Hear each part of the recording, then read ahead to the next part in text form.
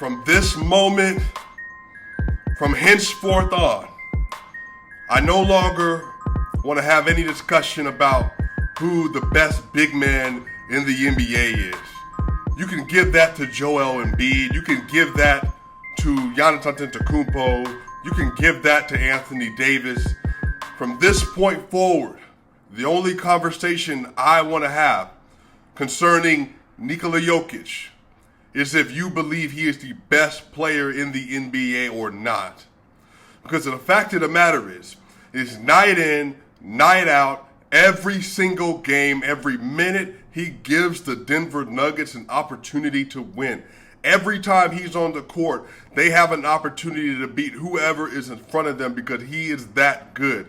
Even without all the injuries they have faced, the fact that they have had people in and out the lineup. Will Barton missed another game today. Jeff Green was non-existent for most of the game.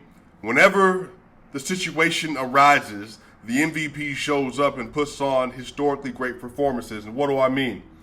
Tonight, Nikola Jokic in 30 minutes had 29 points, 13 rebounds, 10 assists on 11 of 19 shooting, 3 of 6 from the three-point line, 4 of 4 from the free throw line with 2 steals, and he was also a plus 15 tonight. The MVP of the NBA, the man that everybody keeps criticizing. Every time they're having conversations about the MVP, they never want to bring it up. But I'm telling you, he's putting on a virtuoso performance. Shares my man Shannon Sharp. Virtuoso performance. This is something we ain't never seen. So please, ladies and gentlemen, boys and girls, young people, older people from all around the world, take in the historically dominant performance you are seeing night in and night out from the MVP. What's going on, y'all? I'm SwipaCam. Welcome back to another episode. We just crossed 8,000 subscribers. Yeah! That means we are less than 2,000 subscribers away from 10,000. You already know we're going to Serbia this year. Turn up, turn up, turn up. Yeah. Look, I got a goal for us. Let's see if we can get to 9,000 subscribers around the All-Star break. Because honestly, I see you in the comments hanging out. Hit the subscribe button. You know what it is. You know what time it is. You know what we're doing. You know what we're about. You know the community we building. Go ahead. Be a part of the team, y'all. Come on in. I'll guarantee you're going to like it here. Hit that subscribe button. So I just got done watching the Denver Nuggets beating the New Orleans Pelicans 116 to 105 for their fourth straight win. Fourth straight win. This is their 9th win of the last 12 games. They are 9-3 in the last 12. And I want to say they're also 12-5 in their last 17. 9-3 in the last 12, 12-5 in the last 17, leading into the Milwaukee Bucks game come Sunday that I cannot wait to see before my eyes. I love to see the MVP versus the former MVP. Let's do it, baby. Nikola Jokic, Giannis Antetokounmpo, the 2 best players in the NBA. Can't wait. Anyway, y'all, this was a great game, man. And again, this is the kind of stuff you got to pay attention to, man. This is the kind of stuff you gotta pay attention to. The Denver Nuggets, and currently in their standings, are sitting at a half game outside of the 5th seed. They're 3 games up above the Clippers, and they're 4 losses above the Clippers, the more important category. They're also 3 games above the Timberwolves as well, and now they are a whole 4 games above the LA Lakers. 4 games above the LA Lakers, and the Lakers have 5 more losses than them. They're half a game outside of the 5th seed, and literally they're 2 games outside of the 4th seed. And Jamal Murray and Michael Porter Jr. ain't here yet. I'm trying to tell y'all, bruh, there's something brewing. There's something happening. They're 4 losses behind the Grizzlies, who are in the 3rd seed right now. I told y'all earlier this season, eventually this team is going to catch its groove. And they're going to start doing numbers in the win-loss column. And that's exactly what we're seeing right now. That's exactly what we're seeing. Denver Nuggets are streaking. Again, man, you play who's in front of you, and they're beating the teams in front of them. We didn't see that earlier in the season because when all the stuff was coming together with all the injuries, and Michael Porter Jr. played like 9 games or whatever else it was, and then he was hurt the entire time, they did not have it together, man. And there's something else we're going to talk about here in a minute, man. But Austin Rivers tonight, another great game, 12 points, 1 rebound, 1 assist, 4-6 from the field, 2 of 4 from the three-point line, 2 of 2 from the free throw line. He was a plus 19 with 3 steals and a block. Austin Rivers has been clutch and crucial the last 2 games. He was a plus 19 tonight without Will Barton in the lineup. Plus 19 from Austin Rivers, 2 of 4 from the three-point line. He was 6 of 7, 6 of 8 from the three-point line last game. So playing really well.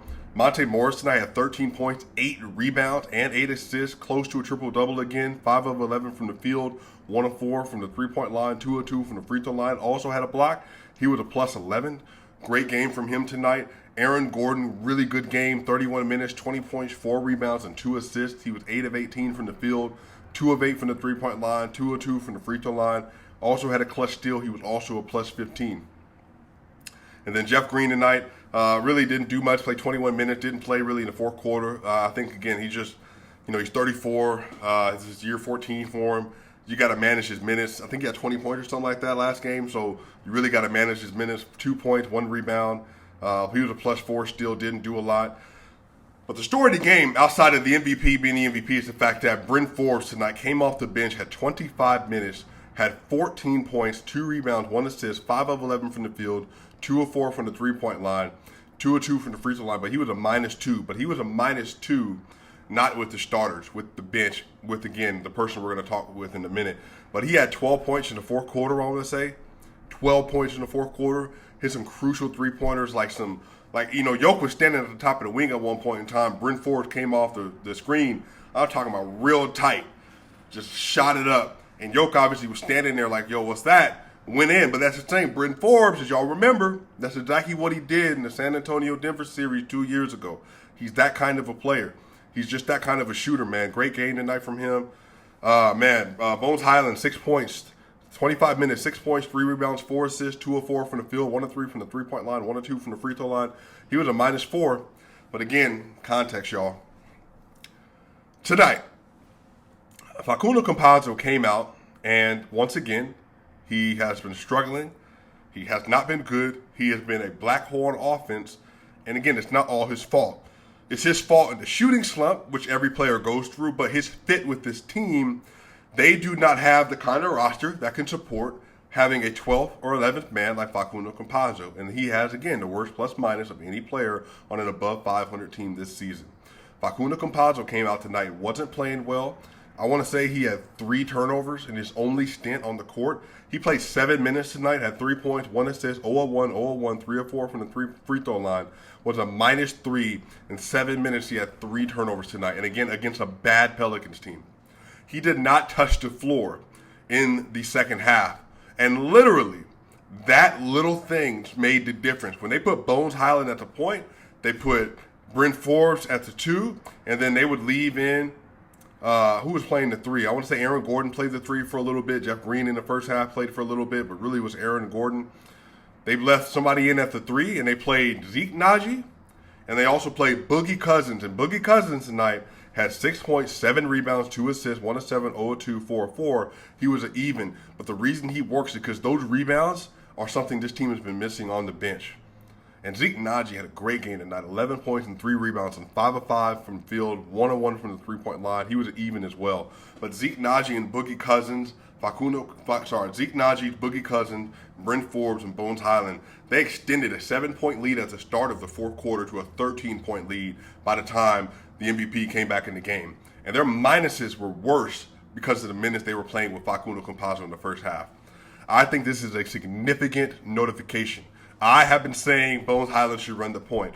Adam Mares has been saying Bones Highland should run the point. I think Ryan Blackburn even suggested Bones Highland needs an opportunity to run the point. I think even Matt Moore might have said Bones Highland needs to get a chance at the point, because the only thing they haven't done this year is bench Facundo Campazzo for a couple of games, 2 or 3 or 4 games, and let Bones try out the playmaking role of point guard, which is exactly what he did at VCU. And tonight, he made it work. He had 4 assists. He was facilitating well. He had Zeke Naji in the corner for a 3-pointer. He's a 6'3" point guard with a 6'9" wingspan. That by itself changes the dynamic. Great ball handler, really good shooter. He extends the court. He puts pressure. He's the best perimeter attack guard they have outside of Will Barton. And he's even quicker than Will Barton. So he adds a different dynamic. And then when when you don't have Facu in the game, see, the thing is, when Bones is in the game and Facu's in the game and Bryn Forbes is in the game, Bones is playing the 3 and he is 6'3". He's too small. That lineup gets obliterated. But when you have Bones at the 1 and Bryn's the 2, Bryn was able to go off in the second half as well because Bones Highland was taking pressure off of him. So that way, when Bones Highland is collapsing the defense inside, Bryn is wide open, Zeke Najee's wide open, or screen and roll Boogie. Boogie pops out, Boogie fades into the post. It makes it all the difference. And I think the best combination is going to be having Bones Highland, having Bryn Forbes, having Davon Reed at the 3, and then having Zeke Najee and having Boogie Cousins. And I think you can go to war. I think you can go to war with that lineup. But we'll see what they do, man. It was a great change in the second half. The Nuggets shot 50% from the field tonight on 82 shots. They shot 36% from 3. You know, that's about league average. The Pelicans only shot 15% from 3, 5 of 34. The Nuggets shot 22 of 25 from the free throw line, 88%. The Pelicans shot 30 of 33 for 91%. But the Nuggets had 21 turnovers. Again, this is like their second out of the last 3 games with over plus 20 more turnovers. Not good. They had 29 assists. They had 43 rebounds and 9 offensive rebounds, but they gave up 14 offensive rebounds. But again, that's where Boogie comes in and help because without him, they wouldn't have had that. Again, they had 21 turnovers, and then the Pelicans had 14 steals tonight. So that's the difference. Again, man, what a game. Nikola Jokic, again, 30 minutes, 29 points, 13 rebounds, and 10 assists on 11 and 19. And just a great performance from him. Just a great performance. The Denver Nuggets are 1 loss behind for the 4th seed right now. That is not something that you need to miss right there. Pay attention to that. And again, in the standings, just going through it again, they are in the 6th seed, a half game behind for 5th, and they're 2 games out of 4th place. And that's absolutely obtainable in the next couple of weeks because their upcoming schedule, they play against the Bucks. That's going to be a toss-up, tough matchup. The starters are really going to have to perform well, and the bench is going to have to show up just a little bit. And they're playing against the Pelicans, and then the Timberwolves, Jazz, and Pelicans, and then the Nets again, then the Knicks, Celtics, Raptors, Magic. A lot of winnable games in there. And y'all, Jamal Murray might be back around that February 26th timeline like I've been pushing out on Twitter. Y'all, we are in a new iteration of the season. The Denver Nuggets are streaking. They're 12-5 in their last 17. They're 9-3 in their last 12. We're on the way there, Swipin gang. Follow me on Twitter. Subscribe to the channel, and I will see y'all soon.